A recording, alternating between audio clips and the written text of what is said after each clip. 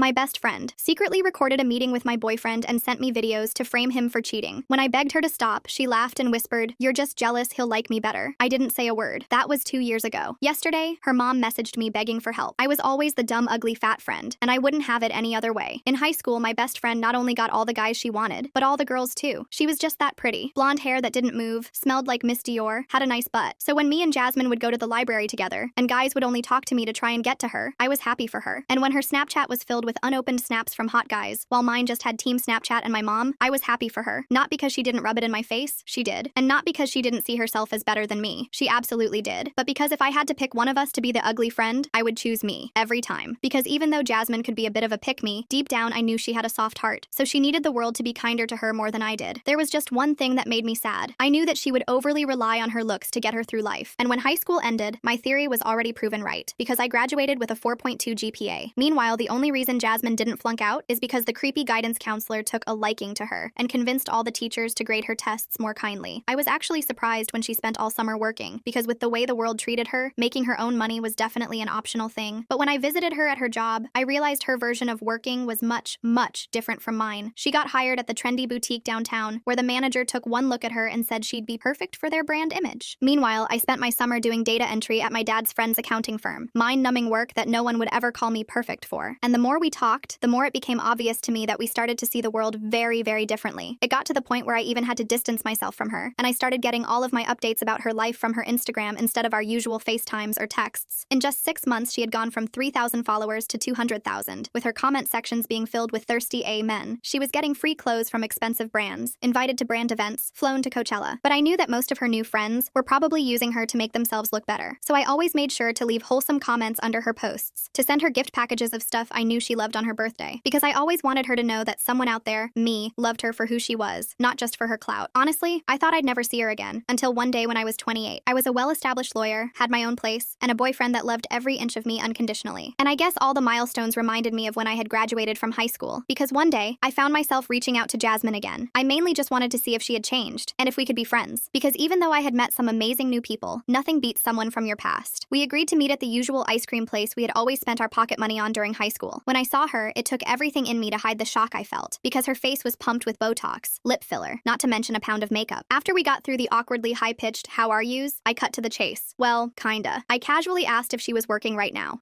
Well, you see, I was, but I just smiled, because I had an ace up my sleeve, and that ace was a job offer. I told her I was looking for a secretary, and I was willing to pay $65,000 a year, with benefits. What do I look like to you? An effing charity case? I stared at her blankly, and she threw her plastic-filled head back and cackled like it was the funniest thing known to mankind. It had been almost 10 years. There's no way she was still like this. I tried to give her the benefit of the doubt and continued. "Yeah, so you would have to start ASAP, but she interrupted. "Don't you know I'm an influencer?" She then took out her iPhone and showed me her page. She was gaining a new follower once every 4 months, and all her DMs were from 3 years ago. That's when I finally realized Jasmine wasn't some misunderstood pretty girl. She was the washed-up textbook definition of "I peaked in high school." I was about to walk away, but she stopped me. "Hey, don't be sad. With an A, that flat I would be a lawyer too." I tried to make a beeline to my car, but she literally ran in front of me and continued. "Hey, so when do I get to meet your boyfriend? Or are you scared he's gonna like me better?" "Jasmine," I interrupted, "you built your whole identity on being the hot girl. Now you're just expired goods that nobody wants. Now make like the sugar daddies that ghosted you and leave me alone." Finally, she froze in her tracks and left me alone. I didn't realize it yet, but my comments had stung Jasmine, and she wanted to use them to ruin everything I had ever worked for. 2 weeks passed, and I thought that was the end of it. I went back to my normal routine. Work was busy with a big merger case. My boyfriend Nathan and I were planning a weekend trip. Life was good. Then one morning, my phone started blowing up. Text after text from coworkers. My boss called me into his office before I even got to my desk. Someone had been posting screenshots all over social media. Fake conversations where I supposedly admitted to cheating on the bar exam, where I bragged about bribing professors in law school. They tagged my firm and our biggest clients. My hands were shaking as I scrolled through the posts. The account names were random, but I knew. This was Jasmine. HR scheduled an emergency meeting for that afternoon. I spent hours gathering old transcripts and emails to prove the screenshots were fake. My boss believed me, but said we needed to handle this carefully. The firm's reputation was on the line. That night, I noticed weird login attempts on my email, then my bank account. Someone was trying to get in using old passwords. Security questions about my first pet's name and my mother's maiden name. Information Jasmine would know from high school. I changed every password I had, added 2-factor authentication to everything, called my bank to put extra security on my accounts. Nathan helped me go through every online account I'd ever made. We stayed up until 3 a.m., making sure everything was locked down. But Jasmine wasn't done. A week later, my elderly neighbor, Mrs. Chen, knocked on my door. She mentioned my sweet friend who'd been visiting, described Jasmine perfectly, perfectly. Said she was so happy I had such caring friends who wanted to surprise me. My blood ran cold. Jasmine had been in my building, talking to my neighbors, learning my schedule. Mrs. Chen had told her everything when I left for work, when Nathan stayed over. Even mentioned I usually grabbed coffee at the place downstairs on Saturdays. I tried to explain, but Mrs. Chen just smiled and patted my hand. Said young people always had drama. The notes started showing up under my door the next day. Little pieces of paper with details only someone watching me would know. What I wore to work, what time I got home, mentions of the takeout I ordered. Nothing explicitly threatening, but the message was clear. She was watching. I installed a doorbell camera that weekend. Sure enough, caught her on video slipping a note under my door at 2 a.m. But when I tried to file a report, she claimed she was just visiting Mrs. Chen, had been invited for tea. The building didn't have rules against visiting residents. The security guard said his hands were tied. Then she got creative. Nathan started getting Instagram messages from a potential client, some woman who needed a logo designed for her new wellness brand, offered to pay double his usual rate. He almost ignored it, but the money was too good. They set up a meeting at a coffee shop downtown. I found out later she showed up in a tiny dress, kept touching his arm, leaning in close, recording everything on her phone hidden in her purse. Nathan shut it down immediately, told her he wasn't interested and mentioned me, left after 10 minutes. But that night I got videos from a blocked number, edited clips that made it sound like Nathan was flirting back, his voice saying things like, "You look amazing," and "I'd love to see you again," cut together from different parts of their short conversation. In one clip I could hear Jasmine giggling in the background, that fake high-pitched laugh I'd heard at the ice cream shop. Nathan was furious when I showed him. We sat down and watched the full recording he'd made on his phone for his records. The edits were so obvious when you saw the real conversation, but if you only saw her version, it looked bad. We decided to handle this together. No police, no lawyers yet, just us against her. Maybe that was stupid, but I still remembered the girl who used to share her lunch with me when I forgot mine. The girl who held my hair back at parties. Some part of me hoped she'd stop on her own. I was wrong. The next attack came at my career. A formal complaint filed with the State Bar Association, anonymous of course, claiming I practiced law while hammered, that I'd been stealing from client trust accounts. Serious allegations that triggered an automatic investigation. I had to hire my own lawyer, spent thousands of dollars I'd been saving for a house down payment, submitted months of documentation, bank records, timesheets, everything to prove my innocence. My firm stood by me, but I could see the doubt in some people's eyes. While I dealt with that mess, Jasmine worked on our old high school friends, started a group chat about planning a reunion, slowly dropped hints about how I'd bullied her back then, how I'd stolen her boyfriend junior year. Complete lies, but told with just enough real details to seem believable. Some people remembered things differently, but others started posting about it. How they always thought I was jealous of her, how I probably still was. My phone lit up with messages from people I hadn't talked to in years, calling me a bully, saying they'd seen my true colors. I wanted to scream. She was rewriting history and some people were buying it. That's when I decided to fight back with the truth. I dug out my old yearbooks and photos, found a video from senior year where Jasmine was openly mocking my weight in front of everyone, another where she joked about my clothes being from Goodwill, posted them in the group chat without comment. The tide turned fast. Other people started sharing their own stories, how Jasmine had spread rumors about them, how she'd stolen boyfriends and turned friends against each other. Her lies unraveled as people compared notes. She left the group chat, but the damage to her story was done. But she had one more card to play. During a huge client presentation at my firm, she showed up, dressed professionally this time, told reception she had an appointment with me, an urgent legal matter. They called up to the conference room. I had to step out in the middle of presenting to a Fortune 500 company. She was in the lobby making a scene, claiming I owed her money, that I'd stolen thousands from her. Security tried to escort her out, but she got louder. My boss and several partners witnessed the whole thing. Even though they didn't believe her, I could see their patience wearing thin. After she finally left, my boss pulled me aside. He said he understood this wasn't my fault, but the firm had a reputation to protect. If this continued affecting our work, we'd need to have a different conversation. That night, I sat at my kitchen table surrounded by papers. Every note she'd left, screenshots of every fake post, recordings and videos, building my case. Nathan helped me organize everything chronologically. We created a timeline showing the escalation, from the ice cream shop to now. I started checking her social media more carefully. Her Instagram still showed the glamorous life, but I noticed things. The same outfits repeated in different posts. Fancy restaurant photos that were months old reposted as new. Designer items appearing on resale sites with her username. Then I found her car. Not from stalking, but because Mrs. Chen mentioned seeing her friend sleeping in a Honda Civic in the visitor parking. I checked and sure enough, there was Jasmine's car, stuffed with clothes and blankets. She'd been living in it, using our building's visitor spots to park overnight. The gym across the street had a deal where you could shower for a day pass. I saw her going in every morning with a bag. The girl who used to brag about her apartment in the trendy part of town was homeless. Part of me felt bad. Most of me was just tired. This had to end. But I knew it would get worse before it got better, and I was right. The Facebook message from Jasmine's mom came on a Tuesday afternoon while I was reviewing quarterly reports. My phone buzzed with the notification, and I almost deleted it without a second thought, assuming it was another fake account trying to sell me cryptocurrency or miracle weight loss supplements. But something about the profile picture made me pause. It was a real photo of Sandra Martinez, looking older than I remembered, but unmistakably her. The same warm eyes, the same gentle smile that used to greet me when I'd spend afternoons at their house in high school. I clicked through to her profile. Real photos going back years, family barbecues, holiday gatherings, birthday parties. Mutual friends from my hometown popped up like ghosts from the past. People I hadn't thought about in years, but who were apparently still connected in that strange Facebook way. My finger hovered over over the accept button for a moment before I clicked it. Her message was long and desperate, the kind that makes your stomach drop before you've even finished reading it. She hadn't heard from Jasmine in months, not since their last phone call that had ended in shouting and tears. During that call, Jasmine had claimed she was running a successful marketing agency, describing clients and campaigns with the kind of specific detail that made lies sound like truth. She'd painted a picture of a penthouse apartment with floor-to-ceiling windows overlooking the city, complete with a doorman and a private gym. She'd gushed about dating some tech entrepreneur named Marcus, who was about to sell his startup for millions. All elaborate lies her family had believed until her sister Angela stumbled across the eviction notice while doing research for a completely unrelated work project. Public record from 3 months ago, filed in municipal court, listing Jasmine Martinez as the defendant. I agreed to meet Sandra at a Starbucks near my office the following day. I arrived early, ordering a black coffee and finding a corner table where we could talk privately. Sandra walked in looking exhausted, as if she'd been carrying the weight of this situation for far too long. She'd aged 20 years since I'd last seen her at high school graduation, when she'd hugged me and told me to keep in touch with Jasmine in college. Her hair, once perfectly styled, was now streaked with gray and pulled back in a simple ponytail. The designer handbag she'd always carried had been replaced with a worn canvas tote. She sat down heavily and immediately pulled out her phone, her hands shaking slightly as she scrolled through screenshots. Jasmine had been asking everyone for money, each request carefully crafted for maximum emotional impact. Her cousin Carrie had given her $2,000 for an emergency medical procedure, complete with fake hospital bills and doctor's notes that Jasmine had somehow fabricated. Her aunt had paid $800 for car repairs on a vehicle that had already been repossessed 2 months earlier. An uncle had covered her phone bill for 6 months, believing she needed it for her thriving business. But the worst part, Sandra said with tears forming in her eyes, was what she'd done to her sister. Angela had a good heart, always had, and when Jasmine showed up at her door claiming she'd been wrongfully evicted, Angela didn't hesitate. She'd set up the guest room, bought extra groceries, even lent Jasmine professional clothes for job interviews that never seemed to happen. 2 weeks later, Angela came home early from a canceled meeting to find Jasmine going through her jewelry box. Her grandmother's pearl necklace was already in Jasmine's purse, along with several other pieces. Her credit cards had been maxed out on designer goods and cash advances. Jasmine had even tried to take out a personal loan in Angela's name, using information she'd stolen from tax documents in the home office. When confronted, Jasmine hadn't shown an ounce of remorse. Instead, she'd turned vicious, threatening to tell Angela's husband about an affair that never happened. She claimed she had proof, text messages, photos, even a video. All fake, of course, but Angela's marriage was already strained from work stress, and the threat was enough to terrify her. Angela kicked her out that night but was still dealing with the identity theft, spending hours on the phone with credit agencies and filing police reports that probably wouldn't go anywhere. Sandra asked if I knew where Jasmine was staying, her voice barely above a whisper. I told her about the car in my visitor parking, how I'd seen her there multiple times, sometimes in the early morning, sometimes late at night. Sandra started crying then, real tears that she didn't try to hide. She said they'd tried everything over the years. Interventions with the whole family present, therapy sessions that Jasmine would attend once or twice before declaring the therapist incompetent, even offering to pay for inpatient rehab, though Jasmine insisted she didn't have a substance problem, just a money problem, a respect problem, and everyone else was against her problem. I pulled out my laptop and showed her my documentation. The fake Instagram posts with my photos twisted into her narrative, the harassment that had escalated from annoying to frightening, the bar complaint that could have destroyed my career. Sandra's face went white as she scrolled through it all. She said this wasn't the first time, not even close. Jasmine had done this to 3 other friends who'd tried to help over the years, each situation following a disturbingly similar pattern. There was Amy from college, a sweet girl who'd been Jasmine's roommate freshman year. She'd gotten Jasmine a job at the marketing firm where she worked, vouching for her despite Jasmine having no real experience. Jasmine had lasted exactly 2 weeks before getting fired for stealing client information and trying to poach accounts for a non-existent competing agency. Then she'd spent months harassing Amy online, creating fake profiles to comment on Amy's work achievements with lies about her being a backstabber. She'd called Amy's new employer claiming Amy had stolen from their company, posted in alumni groups that Amy had sabotaged her career out of jealousy. Another friend, Danielle, had made the mistake of letting Jasmine plan her wedding. Jasmine had presented herself as an experienced event coordinator, showing a portfolio that was entirely stolen from real wedding planners' websites. She'd pocketed thousands in deposits from vendors, telling each one a different story about why the payments were delayed. When everything fell through a month before the wedding, Jasmine had blamed Danielle, posting everywhere that Danielle was a bridezilla who'd ruined their friendship over flower arrangements and seating charts. The wedding almost got canceled entirely because vendors were threatening to sue, and Danielle's future in-laws thought she was either incompetent or a scammer herself. The pattern was always the same, Sandra explained. Jasmine would seem desperate for help, posting just enough vulnerability to trigger people's compassion. Someone would reach out, remembering the fun, charismatic girl she used to be. She'd take advantage of every kindness, pushing boundaries until she'd extracted everything she could. Then, when called out, she'd burn everything down with such spectacular vindictiveness that most people just wanted to forget it ever happened. But this situation with me was the worst Sandra had seen. The most sustained attack, the most elaborate lies, the most potential for real damage. She gave me contact information for Amy and Danielle, along with another woman named Becca, who'd employed Jasmine briefly as a social media manager. All 3 women had agreed to talk if I needed them to testify or provide evidence. Then Sandra asked a favor that I could see pained her to voice. Would I consider not pressing charges if Jasmine got help? Real help this time, not the performative therapy sessions she'd attended before. I said I'd think about it, but we both knew the truth. Jasmine wouldn't accept help until she had absolutely no other choice, until every avenue for manipulation had been closed off. That night, I called Amy first. She answered on the second ring, and when I explained who I was and why I was calling, she let out a long sigh. "I've been waiting for this call for 2 years," she said. Her story was eerily similar to mine, but with professional consequences I'd barely avoided. The fake evidence Jasmine had created was sophisticated. Doctored emails, manipulated timestamps, even a voice recording that sounded like Amy admitting to embezzlement. Amy had lost her job and spent 4 months unemployed while trying to clear her name. She'd had to hire a digital forensics expert to prove the evidence was fake, draining her savings in the process. Danielle's story was somehow worse. The wedding chaos had nearly ended her marriage before it began. Her husband had started to doubt her judgment, wondering how she could have trusted someone so obviously unstable. They'd spent their honeymoon money on legal fees and vendor settlements, but the worst part was the social fallout. Jasmine had contacted every guest with stories about Danielle being a monster who'd destroyed their friendship. Some people believed it. Danielle had lost friendships that went back to childhood, all because she'd tried to help someone who seemed to be struggling. Both women had eventually gotten restraining orders, but Jasmine always found ways around them. New social media accounts would pop up like weeds. She'd recruit strangers online to be her flying monkeys, people who believed her victim narrative and would harass her targets on her behalf. She'd show up at places just outside the restricted distance, technically not violating the order but making her presence known. They'd given up and moved on, but both warned me she wouldn't stop until forced. I decided to file for a restraining order the next morning. Nathan helped me organize everything, creating a comprehensive timeline with supporting evidence for each incident. We printed every piece of digital harassment, made copies of the security videos, got written statements from Mrs. Chen about the unwanted visits. My boss, who'd been incredibly supportive throughout this ordeal, wrote a detailed letter about the disruption at work and the potential damage to our company's reputation. We even got the building security footage of her leaving notes, slipping them under my door at 3 a.m. like some kind of deranged fairy tale villain. The court date was set for 3 weeks out. Jasmine would be served with papers and have a chance to respond. I knew she'd show up. She couldn't resist a chance to play victim in front of an audience, especially one with legal authority. But she didn't wait for court to escalate things. 2 days after being served, she launched a sophisticated campaign that showed just how calculated her chaos could be. She started a GoFundMe with a masterfully crafted sob story. According to her version, she was a successful entrepreneur who'd been targeted by a jealous former friend trying to destroy her life. She claimed I'd hacked her social media accounts, stolen her business ideas, and was now using the legal system to silence her. She posted old photos from her influencer days as recent, making it look like she was still living that lifestyle. Said she needed money for a lawyer to fight the false allegations and to rebuild her business that I'd supposedly destroyed. The page was full of lies, but crafted with the skill of someone who'd been manipulating reality for years. She mixed in just enough truth. Yes, we'd been friends. Yes, I was a lawyer, to seem credible to strangers. She raised $300 in the first day, but I had learned from the best, her. I contacted GoFundMe with my documentation, showing the restraining order paperwork and evidence of harassment. They investigated quickly and took down the page within 48 hours, but new fundraisers kept popping up on different platforms, each with slightly different details to avoid detection. Then she targeted Nathan's business directly with a coordinated attack. She left reviews on every possible site, Google, Yelp, industry-specific platforms I didn't even know existed. Each review was slightly different, but told the same basic lie, that he'd scammed her, taken a large deposit for design work, and never delivered. Some reviews claimed he'd been unprofessional during their meeting. Others said he'd made inappropriate comments. One particularly creative review alleged he'd stolen her design ideas and sold them to competitors. All 1-star ratings, all posted within a 48-hour period, creating an avalanche of negativity that pushed his legitimate reviews down. Nathan spent entire days disputing each one, providing evidence that she'd never actually hired him, that their meeting had lasted 10 minutes, that no money had ever changed hands. Some sites removed the reviews after investigating, but others didn't have robust verification systems. His overall rating dropped from 4.9 stars to 3.2. Real clients started asking questions. One potential client canceled a meeting, explicitly citing the reviews as the reason. I wanted to confront her, to scream at her about the damage she was causing to innocent people, but my lawyer was firm. No contact whatsoever. Document everything but don't engage. Let the legal system handle it. So I bit my tongue until it bled and kept building my case. A week before court, things got weird in a way that showed just how creative Jasmine could be in her harassment. I started getting food deliveries I didn't order. Pizza at midnight when I was trying to sleep. Chinese food at 6 a.m. when I was getting ready for work. Always from different restaurants. Always with instructions that it was prepaid as a gift from Jessica. The delivery drivers were understandably annoyed when I refused to accept the food, some getting aggressive when I tried to explain it was harassment. One driver got particularly angry, insisting I was trying to scam free food since the order notes said it was already paid for. Then service people started showing up. Plumbers claiming I had an emergency leak that was flooding the apartment below. Electricians saying I'd reported sparking outlets that could cause a fire. Appliance repair people insisting my refrigerator was leaking coolant. All fake calls from burner phones, all using slightly different versions of my name and apartment number, all disrupting my work from home days and making me look unstable to my neighbors. The building manager, who'd been patient at first, was getting increasingly frustrated. He threatened to fine me for the false alarms and mentioned that repeated disruptions could be grounds for lease termination. She was trying to get me evicted through sheer persistence. Death by 1,000 cuts. Make my life so chaotic chaotic, so exhausting, that I'd drop the restraining order just for peace. Nathan started staying over more to help deal with the chaos. We developed a system, taking shifts working while the other handled whatever disaster showed up at the door. I was exhausted, running on 3 hours of sleep most nights, but I was also more determined than ever. She'd picked the wrong person to mess with. 3 days before court, I was reviewing my files when I noticed something that made everything click into place. In one of her fake GoFundMe pages, she'd posted a sob story about losing her apartment because of my harassment campaign, but the dates didn't match up. According to her story, I'd gotten her evicted last month, but I'd found the actual eviction notice online, and she'd been evicted 3 months before we'd even met at the ice cream shop. I dug deeper into public records, spending hours on courthouse websites and legal databases, found court records that painted a picture of financial destruction going back years. She'd been evicted for non-payment, owing 6 months of rent plus late fees and legal costs. The landlord had sued and won a judgment for over $8,000. She'd never paid a penny of it. There were other cases too, credit card companies seeking judgments for maxed out cards, a car loan default that resulted in repossession, even a judgment from a former roommate for unpaid utilities and damaged property. Jasmine wasn't just broke, she was drowning in debt that went back to her influencer days. The lifestyle she'd portrayed had been funded entirely by credit cards and personal loans, a house of cards that had collapsed years ago. When that dried up, she'd turn to friends and family, burning through relationships like they were renewable resources. When they finally cut her off, she'd gotten desperate enough to target acquaintances, former friends, anyone who showed a hint of sympathy. I wasn't special. I was just the latest target, chosen because I had the most to lose and had shown kindness at a vulnerable moment. Court day arrived gray and drizzly, matching my mood perfectly. I wore my best suit, the one I saved for important client presentations, wanting to project professionalism and credibility. Nathan came for moral support, along with my boss who'd volunteered to testify about the work disruption. My lawyer, a sharp woman named Patricia, who specialized in harassment cases, said we had one of the strongest cases she'd seen. The evidence was overwhelming and meticulously documented. Jasmine showed up 20 minutes late, looking like she'd slept in her car, which she probably had. Her hair was unwashed and tangled, pulled back in a messy bun that looked nothing like the carefully styled updos from her Instagram days. Her clothes were wrinkled, a cheap polyester blazer over jeans that had seen better days. No makeup, no jewelry, no trace of the polished image she'd tried so hard to maintain. She was representing herself, either unable to afford a lawyer or unable to find one willing to take her case. The judge was a no-nonsense woman named Judge Chen, no relation to my neighbor, but the coincidence made me smile despite my nerves. She reviewed the evidence methodically, occasionally asking for clarification, but mostly letting the documentation speak for itself. The fake posts, the security videos, the notes, the bar complaint, the business reviews, the service calls, each piece building a clear picture of escalating harassment. When it was Jasmine's turn, she stood up shakily, gripping the table for support. She started rambling about how we'd been best friends since freshman year, how I'd abandoned her when she needed me most. Her voice grew stronger as she warmed to her theme, describing how I'd always been jealous of her success, how I'd wanted what she had. She pulled out a folder of printed screenshots from her old Instagram, trying to show the judge how famous she'd been, how many followers she'd had, how I was trying to steal her life and her identity. The judge cut her off with a raised hand, asked for specific evidence of harassment from me. Jasmine fumbled through her papers, finally pulling out screenshots of our text conversation from the ice cream shop. She pointed triumphantly to where I'd called her expired goods, saying this proved I was the aggressor, that I'd been cruel and abusive from the start. My lawyer calmly pointed out that this comment came after Jasmine had insulted my appearance, called me pathetic, and threatened my relationship. That mean words in response to harassment weren't illegal, especially in a private conversation where I was defending myself. The judge agreed, noting that the text showed I'd tried to end the conversation multiple times while Jasmine continued to escalate. Jasmine got more frantic then, her carefully constructed victim narrative crumbling. She started yelling about how I owed her, how she'd made me popular in high school when no one else would talk to me, how I wouldn't be successful without her influence, her guidance, her friendship, how real friends share everything and I was selfish for not helping her when she'd given me so much. The entitlement in her voice was staggering, as if my entire life was somehow owed to her because she'd been nice to me as a teenager. The judge had heard enough. She granted the restraining order with conditions that were stricter than I'd hoped for. 2 years of absolutely no contact, including no third-party contact. She had to stay 500 feet away from my home and workplace. No social media contact or posts about me, even indirect ones. Any violation would result in immediate criminal charges. The judge's voice was firm as she explained that harassment was a serious crime and that the evidence showed a clear pattern of escalating behavior that posed a genuine threat. Jasmine lost it completely. She screamed that I was ruining her life, that I'd regret this, that she'd make sure everyone knew what kind of person I really was. Security guards moved toward her, but she wasn't done. She turned to me directly, her face contorted with rage, and yelled that I owed her half of everything I had, that she'd made me who I was, that ugly girls like me should be grateful for friends like her, that I was nothing without her influence. The judge added a criminal harassment charge right there in the courtroom, her face stern. She ordered Jasmine to undergo a comprehensive mental health evaluation and set a criminal court date for the following month. Jasmine was still screaming as security escorted her out, something about deserving better and how the world was against her, how everyone would see the truth eventually. My hands were shaking as we left the courthouse. Nathan held me close while my boss said I'd handled everything with grace and professionalism. My lawyer said the criminal charges would likely result in probation and mandatory therapy, possibly anger management classes as well. Maybe this would finally get Jasmine the help she clearly needed. The next few weeks were blissfully quiet. quiet. No fake deliveries, no service calls, no notes under my door. I could finally breathe without wondering what chaos would come next. Work went back to normal, and I threw myself into my projects with renewed energy. My boss mentioned he was impressed by how I'd handled the situation, maintaining professionalism despite the personal stress. He even hinted at a promotion coming up, saying the company valued employees who could handle challenges with such maturity. Nathan's business recovered once the fake reviews were removed, and his real clients rallied to post positive reviews in response. He even got a new client who'd been impressed by his professional response to the situation, saying it showed integrity. We started looking at apartments together, ready to build a future without the shadow of Jasmine's chaos hanging over us. I heard updates through Sandra, who texted me occasionally. Jasmine had been convicted of harassment and cyberstalking. The judge gave her 2 years probation with strict conditions, mandatory therapy twice a week, anger management classes, and community service. She also had to pay restitution for my legal fees, though Sandra admitted she didn't know how Jasmine would manage that given her financial situation. She was living with her parents in their basement, working at a department store in the mall where we used to hang out as teenagers. It was the first real job she'd had in years. Sandra said the therapy seemed to be helping, slowly. Jasmine was finally admitting to some of her behavior, though she still had a long way to go in terms of taking full responsibility. The therapist was working on her narcissistic tendencies and her inability to maintain healthy relationships. She'd even written apology letters to Amy and Danielle as part of her therapy, though her therapist advised against sending them yet. She needed to be further along in treatment before attempting to make amends. I asked if she'd written one to me. Sandra said yes, but she understood if I never wanted to see it. The therapist had Jasmine write letters to all the people she'd hurt, not necessarily to send, but as an exercise in acknowledging the damage she'd caused. I said maybe someday I'd be ready to read it. Not now, probably not for a long time, but maybe eventually when more time had passed and the wounds weren't so fresh. 6 months later, I was packing up my apartment for the move to the condo Nathan and I had bought together. It was in a different neighborhood, a fresh start away from all the memories and associations. As I wrapped picture frames in bubble wrap, I found an old photo of me and Jasmine from sophomore year. We were at the beach during spring break, sunburned and laughing, arms around each other like the best friends we thought we'd always be, before the followers and the filters, before she decided that image was more important than authenticity, that being pretty and popular was worth any cost. I almost threw it away but decided to keep it. Not out of nostalgia, but as a reminder of how people can change, how friendship can become toxic, how success isn't about what others think of you, but who you choose to be when no one's watching. Mrs. Chen helped us move, bringing homemade cookies and fussing over how we were packing the fragile items. She said she missed having young people around, that the building had been too quiet lately. I asked if she'd seen Jasmine recently. She said no, that friend had stopped visiting months ago, right after the restraining order was granted. Then she patted my hand with her soft, wrinkled one and said sometimes people need to fall all the way down before they can learn to stand on their own. That helping someone who refuses to help themselves isn't kindness, it's enabling. The last update I heard, Jasmine was still in therapy and working retail. Her Instagram had been deleted as part of her probation. Her family said she was making progress, but it was slow, taking it one day at a time. She'd had setbacks, moments where the old patterns tried to resurface, but the structure of probation and mandatory therapy was keeping her accountable. I hoped it was true. Despite everything she'd put me through, I wanted her to find peace, to become a person who could have genuine relationships without exploitation. But I also knew my peace came from walking away, from refusing to enable her delusions or accept her abuse, from choosing my own worth over her need to tear others down to build herself up, from recognizing that friendship shouldn't come with a price tag, emotional or otherwise. Some friendships are meant to last forever, growing and evolving as we do. Others teach us valuable lessons about boundaries, self-respect, and the difference between helping and enabling. Jasmine taught me both lessons, first as the friend who accepted me when no one else would, then as the cautionary tale of what happens when image becomes more important than integrity. And for that education, in a strange and painful way, I was grateful. Life settled into a new normal after that. Nathan and I got comfortable in our condo. Work was going great. I even got that promotion my boss had hinted at, senior associate with a corner office and everything. The raise meant we could finally start saving for a real vacation, not just weekend trips to nearby cities. But you know how life is. Just when you think the drama is over, it finds a way back. It started small. A friend request on LinkedIn from someone named J.